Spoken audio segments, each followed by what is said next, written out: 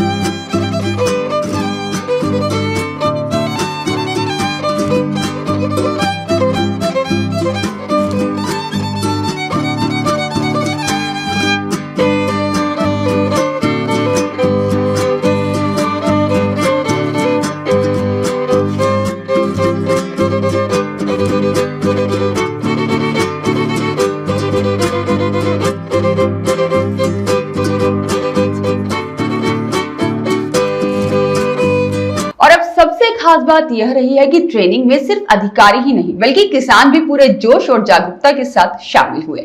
वरिष्ठ किसान के साथ भारी संख्या में खेतों से निकलकर पहुंचे किसान, इन सभी को मिल रही थी खेती में नई तकनीक की जानकारी, फसल की लागत कम करने और उत्पादन बढ़ाने के गुर।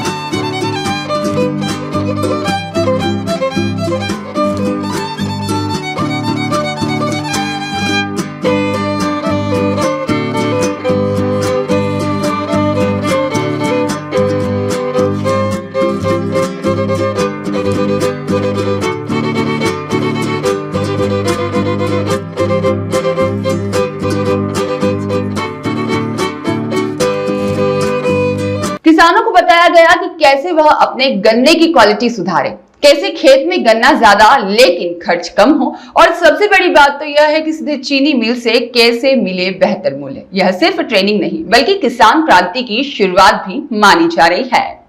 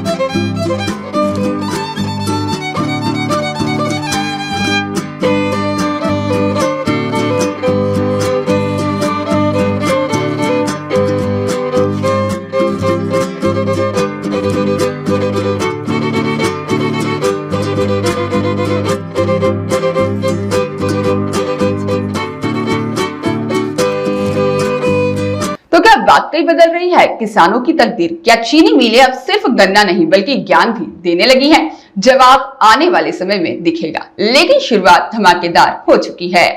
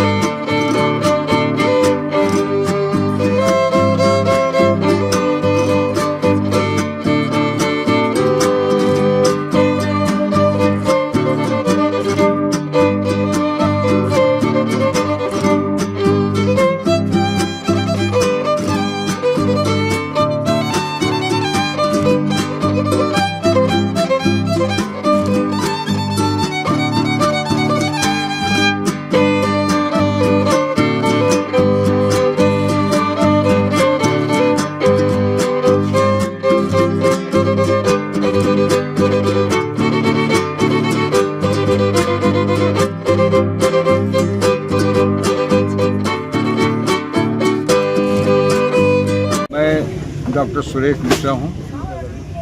गन्ना शोध संस्थान शाहजहांपुर से वरिष्ठ वैज्ञानिक के रूप में सेवानिवृत्त और वर्तमान में इस समय ये श्री राम ग्रुप की 4 चीनी मिलें हैं। लोनी है, रूपापुर है, अजबापुर है और हरियाणा है। इन चीनी मिलों में उपज बढ़ाए जाने के अभियान के तहत या गन्ने से संबंधित और सारी चीज़ों के तहत मैं आप लोगों के बीच, किसानों के बीच जाता हूं और उन्हें वैज्ञानिक विधि से खेती करने के तौर तरीके से परिचित कराता हूं। अच्छा, आज जो जिस मुद्दे पर मीटिंग हुई है उसकी जानकारी दीजिए। आज प्रमुख रूप से 2 मुद्दे थे।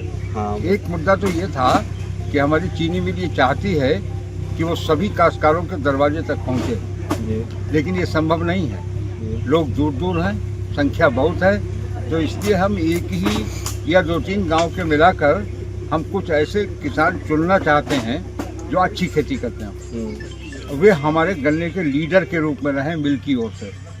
आम काश्तकार उससे जब भी कोई जानकारी लेनी हो तो इन्हीं हमारे लीड फार्मर्स को, जिन्हें हम लीडर भी कहते हैं, इनसे संपर्क करेगा और हमारी बात दूर तक पहुंच जाएगी, प्रचार प्रसार होगा, सब विकास के रास्ते पे आगे बढ़ेंगे।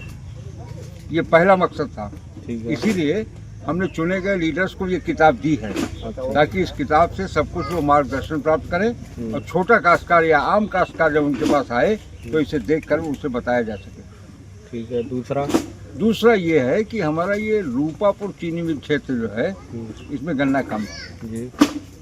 इसका आधे से ज़्यादा गन्ना इसी क्षेत्र से जाता है। ठीक है। कारण 3 नदियों का होना, कारण जमीन का ऊंचा नीचा होना, जमीन का रेतीला होना, बहुत सारे कारण हैं कि उन कारणों से कैसे निजात पाएं।